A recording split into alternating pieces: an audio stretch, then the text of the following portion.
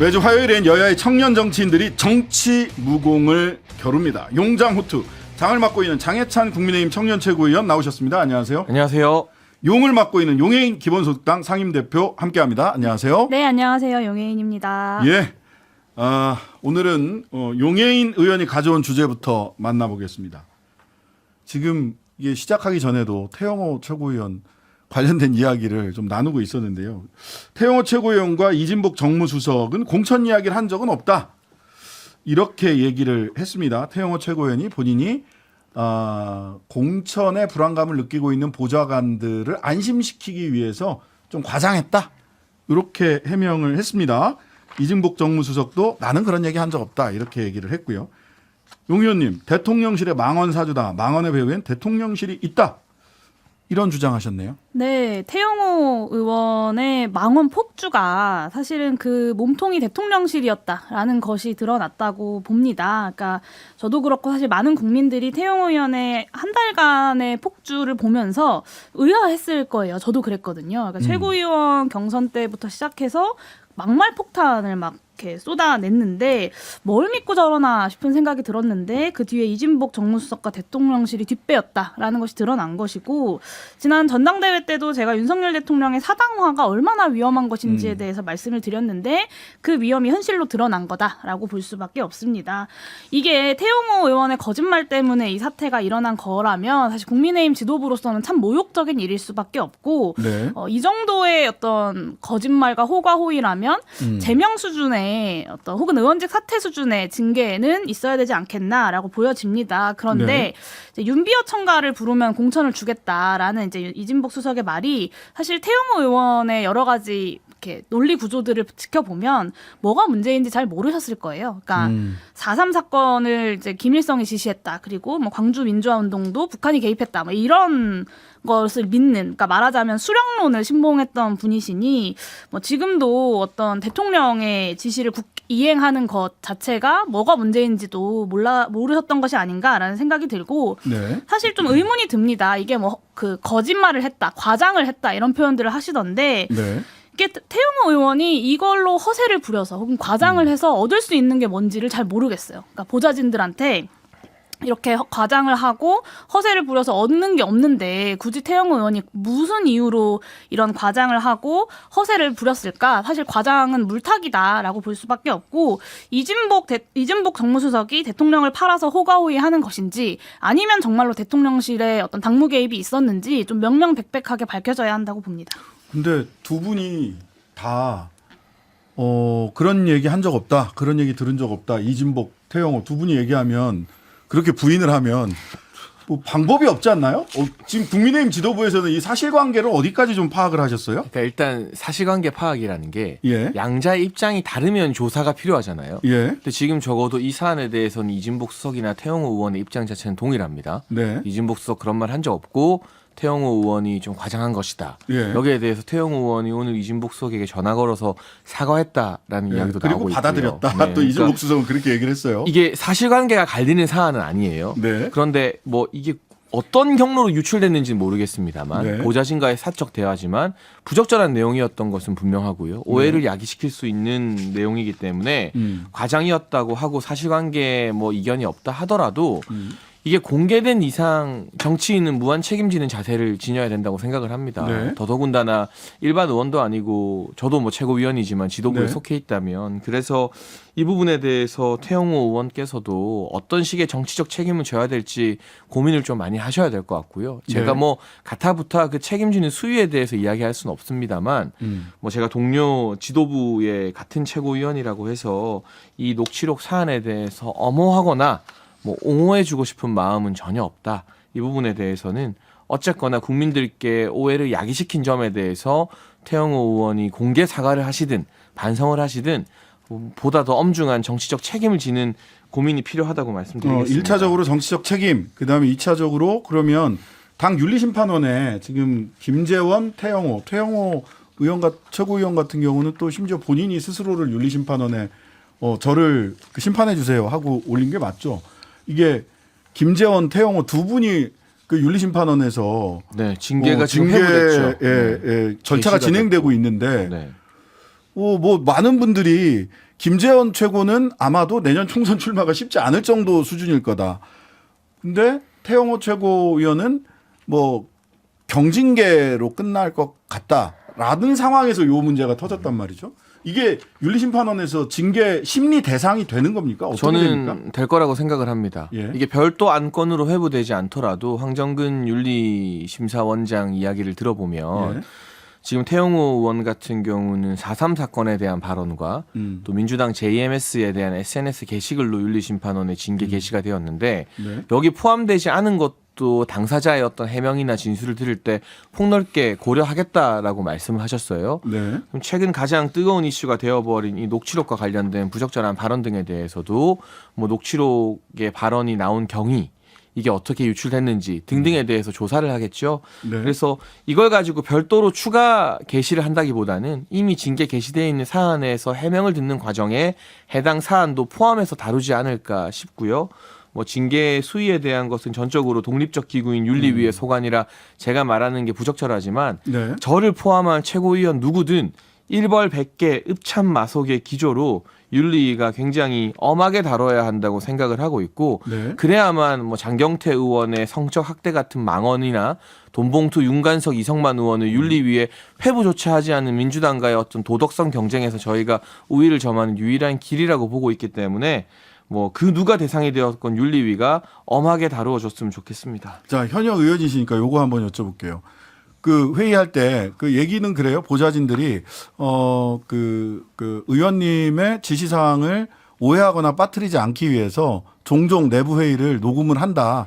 그렇게 회의 내용을 녹음을 한 게 유출된 것 같다. 이렇게 얘기를 하는데 뭐 이렇게 많이들 합니까? 의원실에서? 그렇게 내부 회의 논의? 사실 이렇게 녹음? 회의를 하고 나서 회의 결과를 정리하다가 헷갈리는 게 있으면 다시 확인하면 돼요. 그리고 예. 뭐 업무 툴을 사용하기도 하고 뭐 아니면 네. 단체 뭐 메시지 방 같은 것들을 활용하기 때문에 실시간으로 그냥 그것들을 확인해 나가면 되는 건데 뭐 이거를 뭐 녹음까지 해야 된다는 건 국민의힘 의원실 내부의 어떤 위계가 얼마나 강한지를 좀 확인할 수 있는 부분인 것 같고요. 네. 그리고 좀 전에 이제 회의라고 말씀하셨는데 네. 장례찬 최고위원께서 좀 전에 이제 사적 대화라고 이야기했지만 부적절함을 전제로 사적 예. 대화가 아니라 의원실의 회의의 내용입니다. 그래서 이거를 뭐 네. 친구랑 밥 먹다가 그냥 가볍게 한 말일 수가 없고 의원실을 네네. 운영하면서 헌법기관인 의원실을 운영하면서 나왔던 공식적인 회의입니다. 그리고 국민의힘 분들을 만나 보니까 태영호 의원도 징계할 것 같다. 그리고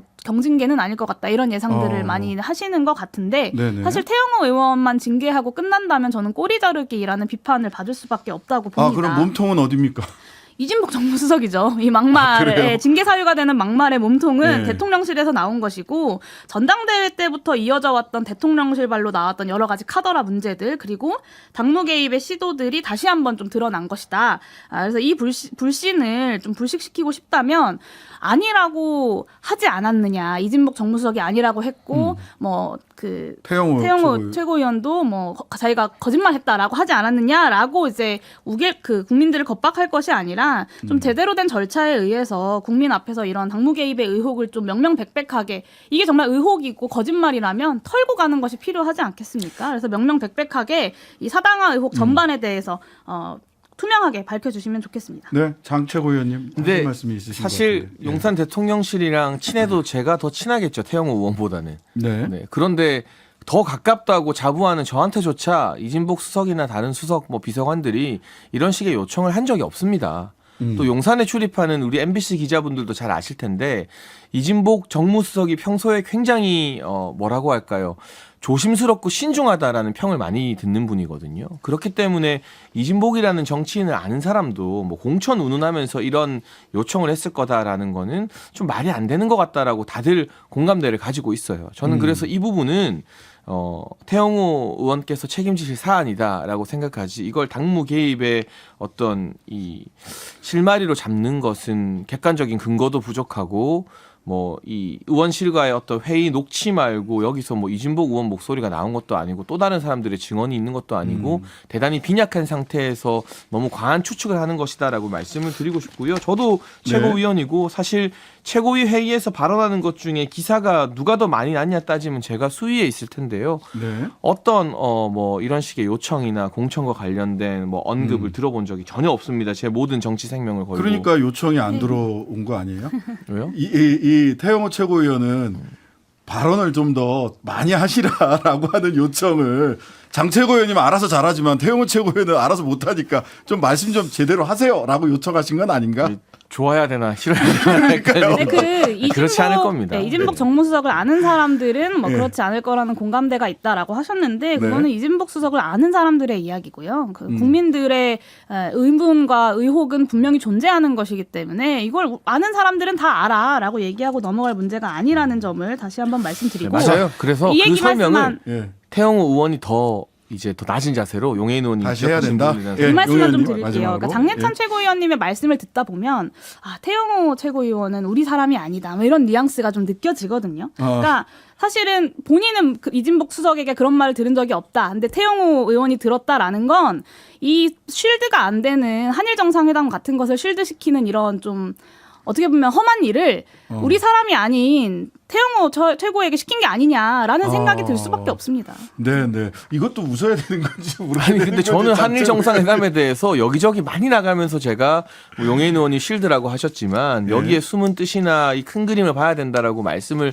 많이 드렸었기 때문에 제가 네. 뭐 굳은 일 안 했다거나 그걸 태영호 의원에게만 시켰다라는 차원이 아니라 기본적으로 대통령실에서 아주 더 막역하게 소통이 되는 저 같은 사람에게도 그런 요청을 안 하는데 공천이라는 굉장히 민감한 단어를 섣부르게 언급하면서 지시나 요청을 했을 리가 없다. 이 부분은 저는 예. 이유여하를 모르고 왜 이렇게 의원실 직원들에게 말했는지 저도 납득이 잘 안 됩니다만 태영호 의원께서 정치적 책임을 져야 될 부분이라고 생각합니다. 어쨌든 이진복 정무수석 같은 경우 이전에 또 경선 당대표 경선 과정에서 아무 말도 하지 않으면 아무 일도 일어나지 않는다. 이게 당무 개입이냐 아니냐. 이건 본인이 공개적으로 했던 발언에 대해서도 이런 논란이 있었기 때문에 국민들이 보시기에는 두 번째 논란으로 느껴지실 수 있다라는 점 이런 점은 좀 분명히 있는 것 같습니다. 아까 방일 그 한일 정상회담 관련된 말씀을 하셨는데 우리 장해찬 최고가 갖고 주목한 뉴스가 워싱턴 선언을 포함한 한미 정상회담 여기에 대해서 야당에서 계속 빈손외교 대국민 사기 외교다라고 비판하는 것에 대해서 이거야말로 국익과 안보를 학대하는 일이다라는 주장을 하셨어요. 그러니까 관련해서 말씀 주시죠. 이 북중민이라는 용어를 좀 쓰고 싶어요. 북한과 중국이 이번 한미 정상회담 성과 비난하고 있는 주요한 국가들인데 민주당이 거기에 올라타고 있거든요. 그러니까 우리가 물론 중국과도 외교를 하고 북한과도 대화해야 되지만 이 자유주의나 서방 세력이 환영하는 이슈에 대해서 북한과 중국이 다른 소리를 냅니다. 또 유엔 안보리에서도 러시아나 중국이 한데 다른 소리를 많이 내고 있죠. 여기에 민주당이 같이 비판하는 대열에 올라타면 어떡하나라는 차원에서 북중민이라는 단어를 좀 쓰고 있는데요. 일단 북중민. 일단 그 민주당의 스탠스의 일관성이 상당히 떨어집니다. 이분들이 평소에는 뭐 이 핵 전력이라던가 확장 억제 전력 확대에 반대하면서 이 대화를 통한 평화를 주장하시던 분들인데 워싱턴 선언을 통해서 뭐 핵 확장 억제력이 늘어난 것에 대해서 이거 가지고 부족하다라고 이야기하니까 평소에 이분들의 신념이나 정당에서 추구하던 사상이 그렇다면 진짜 뭐 전술핵이라도 공유하자는 건가 싶은 도대체 일관된 스탠스가 뭐냐? 윤석열 정부의 성과를 비판하기 위해서라면 언제는 평화주의자가 됐다가 언제는 핵무장주의자가 되는 거냐라는 점을 좀 지적하고 싶고요. 두 번째는 최근에 이 한미 정상회담 이후에 제가 일본 외신 보도를 좀 눈여겨봤습니다. 네. 요미우리나 니케이, 산케이에서 모두 다 공통되게 지금 윤석열 대통령이 이 안보적인 부분에 있어서 주도권을 가져갔다. 기시다 총리가 윤석열 대통령을 본받아야 된다면서 지지율 한창 올라가고 있는 기시다 총리를 질책하는 내용들이 새 언론 사설에 많이 실렸어요. 그 정도로 이제 일본을 포함한 외국에서는 이번에 별도의 워싱턴 선언과 핵 협의 그룹 창설 그리고 핵 탑재 잠수함의 40년 만에 공개 기항 등이 굵직한 안보 성과로 인정되고 있는데 이것마저도 부족하다고 하는 것은 너무 덮어놓고 비판하는 것이 아닌가. 물론 저는 야당이 견제와 비판을 할 수 있다고 생각합니다. IRA라던가 이런 경제적인 성과에 대해서 가시적인 부분이 조금 모자란 거 아니냐. 여기에 대한 정부의 구체적 해법은 뭐냐라고 비판한다면 귀도 기울이고 대화도 되겠죠. 그런데 분명 뚜렷한 안보적 성과나 진일보에 대해서 덮어놓고 대국민 사기니 뭐니 하면서 아예 성과가 없다고 하는 것은 대화를 하겠다, 대안을 제시하겠다라는 태도가 아니라 그냥 윤석열 정부가 하는 거 전부 다 싫다라는 태도 같아서 이게 과연 건전한 비판인지 좀 의문스럽습니다. 자, 한미 정상회담 용 의원님 평가 좀 해주시죠. 네, IRA 같은 가시적 성과가 뭐 부족했다 이런 수준이 아니라요. 논의 테이블에 IRA와 반도체법 관련돼서는 올라가지도 못했습니다. 네, 첫째도 둘째도 셋째도 경제라고 말씀하셨던 그리고 대한민국 1호 영업사원이라고 자처하셨던 윤석열 대통령께서 이번 방미 외교의 경제 성과 하나도 없다라고 평가할 수밖에 없고 이 중미 간의 경제산업 대결이 우리나라 안보 문제까지 이어지는 이 중요한 사안에 대해서 접근조차 못한 것은 굉장히 치명적이다라고 볼 수밖에 없습니다. 대통령이 아니라 영업사원이셨다면 심할 썼어야 된다고 보고요. 네. 이 국무회의 오늘 이제 자화자찬 시간을 좀 가지셨는데 우리나라 최대 경제 현안인 반도체법에 대해서는 한 번도 언급조차 안 하셨습니다. 그리고 24분 동안 방미 외교 성과를 해명을 하셨는데 경제가 4번, 반도체 1번 나왔습니다. 그러니까 어딜 봐서 첫째도 경제라는 건지 좀 의문이고 이번에 이제 그 이재용 삼성전자 회장이나 정의선 현대차 회장 같은 122명의 경제사절단이 동행한 것을 이제 대서특필을 했었어요. 굉장히 대대적으로 홍보를 했는데 막상 우리 기업의 이해관계 조정과 관련된 뭐 IRA법, 뭐 반도체법 같은 것들은 정상회담 의제에도 오르지 못했고요. 뭐 그 상하원에서 43분 동안 영어로 장시간 연설을 하면서 이제 56번의 박수를 받았고 23번의 기립박수를 받았다. 뭐 이런 이제 자화자찬들이 있는데 이제 즉석에서 농담을 던질 만큼 굉장히 분위기가 좋았는데 왜 이 자리에서 반도체법이나 인플레이션 감축법 관련돼서 한국에 불이익이 없도록 꼭 좀 잘 좀 이렇게 헤아려 달라라는 이야기조차 못했는지 의문일 수밖에 없습니다. 그리고 뭐 안보에 대해서 여러 가지 성과가 있었다고 말씀하셨는데 사실 한미상호방위조약이라는 법적인 형태로 한미 군사동맹은 흔들림 없이 유지가 되어 왔습니다. 그리고 네. 이미 한미동맹이 대북 관련 충분한 억지력을 지난 70년 동안 구축하고 발전시켜 왔는데 도대체 뭐가 더 새로운 성과라는 건지 의문이고 또 핵 확장 억제에 관련돼서 그러니까 평화주의자들이 신념을 버렸다 이런 게 아니라요. 자체 핵무장 누가 주장했습니까? 국민의힘이 주장했고 윤석열 대통령이 주장했고 국민의힘의 비대위원장이셨던 정진석 의원이 주장하셨습니다. 그런데 자체 핵무장 해야 된다라고 강성 목소리를 높였던 분들이 이 문서 핵 한 장 가지고는 아주 핵 안보에 큰 성과다라고 자화자찬을 하시니 이것에 앞뒤가 맞지 않는 부분에 대해서 지적을 하는 겁니다. 그래서 저는 이제 궁금한 것 중에 하나가 정진석 비대위원장도 그렇고 얼마 전에 이렇게 자체 핵무장과 관련된 당에서 토론회도 있었던 걸로 기억을 네. 하는데 자체 핵무장과 관련된 당내의 그런 주류적인 의견은 네. 이제 어떻게 되는 겁니까? 일단 당론이 설정되어 있는 건 아니고요. 예, 기본적으로 우리가 NPT 조약 가입 국가이기 때문에 네. 다만 이제 한국 정치권이나 조야에서 나오는 그러한 강경한 목소리들이 이 미국과의 어떤 협상에서 확장 억제 전력을 확대하는 데 저는 지렛대 역할을 했다고 생각을 합니다. 네. 그리고 실제로 미국의 주요 언론 사설이라던가 이 기사에도 보면요. 한국 국민들이 북한의 핵 위협에 대해서 굉장히 불안해하고 있기 때문에 미국이 동맹국으로서 보다 더 뚜렷하고 확신한 이 핵 우산을 제공해야 된다라는 여론이 상당히 많았거든요. 지금 용해인 네. 의원께서 뭐 핵 문서 한 장이라고 말씀하셨지만 그 문건 한 장을 별도로 가진 지구상의 유일한 동맹국이 현재로서는 대한민국입니다. 네. 뭐 그런 어떤 이 북한 입장에서 위협을 느낄 만한 핵 억제와 관련된 다양한 조치들을 확장시켜 가는데 이 한쪽에서 이 정치인들이 개별적으로 주장하는 핵 보유라는 목소리가 득이 되면 득이 되고 협상의 도구로 사용될 수 있지 그 목소리 자체가 한미 간의 어떤 동맹을 강화하고 확장 억제를 강화하는데 저는 방해가 되지는 않는다 정도의 입장을 가지고 있고요. 일단 또 한 가지 주목할 것은 5월 안에 지금 약 24발 정도의 SLBM을 탑재할 수 있는 핵 탑재 잠수함이 부산에 기항한다는 거 아니겠습니까? 이게 공식적으로 한반도 영해의 모습을 드러내는 건 1980년대 이후 42년 만에 처음 있는 일이라고 하는데요. 이러한 이 전략 자산이라고 하죠. 전략 자산의 공개적인 전개나 상시 작전 또한 북한에게는 굉장한 위협이 되고 우리 국민들의 안보를 지키는 데 기여할 수 있는 부분이기 때문에 뭐 부족하다, 모자라다, 조금 더 성과를 가져오지 그랬냐 정도의 비판이 아니라 안보적으로도 아무것도 한 거 없다? 라는 거는 도저히 납득이 안 된다는 말씀 정도를 네. 드리는 저는 거죠. 좀 네네, 용 역으로 의원님. 묻고 싶어요. 그러니까 네.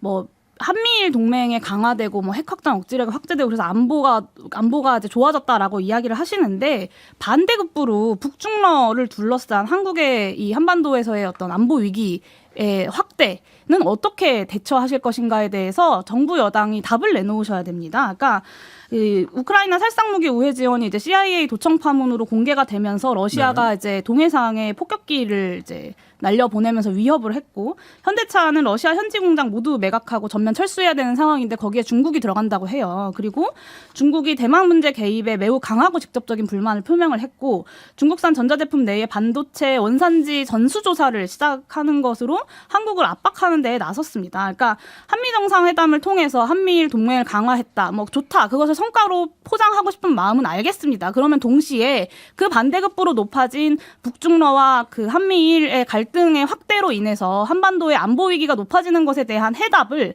그리고 해법을 정부 여당이 내놓으셔야 됩니다. 자, 10초 남았습니다. 10초 만에 이걸 제가 설명하나요? 일단은 이 외교부 차관이었던 이도훈 전 이 한반도 교섭본부장이 러시아 대사로 임명되었다는 보도가 있죠. 예. 그 부분을 관리하기 위한 중역을 투입시키는 것이고요. 예. 지금의 안보 상황이 과거 이제 안미 경중이라고 미국과 중국 사이에서 줄타기 진짜 할 수 있는 끝납니다. 시대가 아니라 신냉전 체제라서 미국을 더 선택하면서 강화해 나가는 것은 어쩔 수 없는 시대에 알겠습니다. 변하다라는 이야기까지 예. 드리겠습니다. 장해찬, 용해인 두 분이었습니다. 감사합니다. 감사합니다. 하루 종일 기다려지는 진짜 시사. 평일 저녁 6시 5분 신장식의 뉴스 하이킥.